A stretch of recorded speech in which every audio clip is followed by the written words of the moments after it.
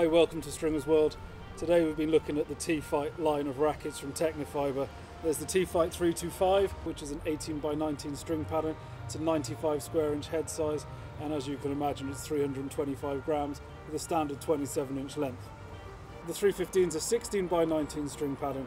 It's 315 grams, so they've knocked 5 grams of weight off of it. It's 98 square inch head size and it's a standard 27-inch length. The 315 for me was a definite improvement over the old 320. Tecnifibre have done a great job with continually improving their frames, and this is no exception. I think the 5 grams off of the weight actually helps. You can whip the racket around a bit further, a bit quicker I mean, and it's still very forgiving with 98 square inch head size. What did you think about this one? This is definitely my favourite racket which we've play tested over the course of the last few days. Definitely felt like I had loads of characteristics of a big thick frame racket.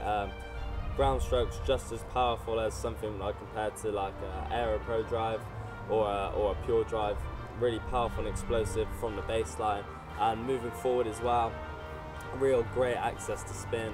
Well, I found myself with exactly what you say. It's a very manoeuvrable frame, but it keeps the playing characteristics of the more in-between frame. Lots of topspin, lots of kind of ability to control the point from the back of the court whilst pushing your opponents back.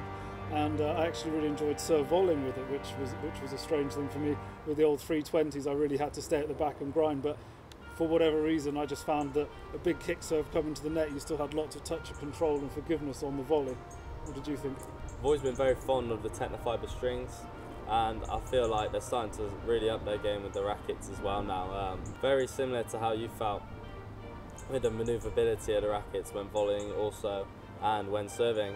Really easy to hit the wide serves, definitely both on the ad side with the kicker and on the juice side with the slice serve, which allowed me to set my weapons in my forehand very well. How did you find the 315 compared to the 325?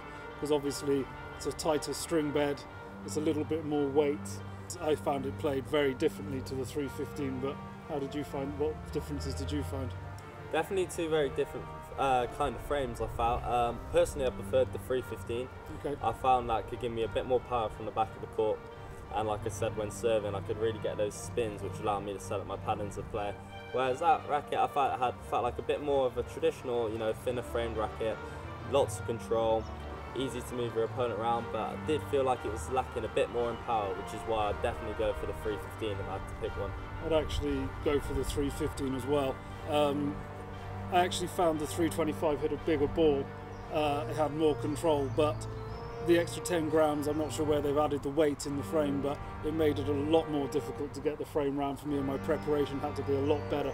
I found with the 315 I could kind of react more to the ball and be a little bit more or less wristy, and I still got the same kind of results. Whereas with the 325, if I wasn't set up and I wasn't technically correct, then I was finding that I was either late on the ball or I was spraying the ball long or framing it, which obviously doesn't help a game of tennis. The 325 I'd recommend for an advanced player and somebody who's more used to the classic feel.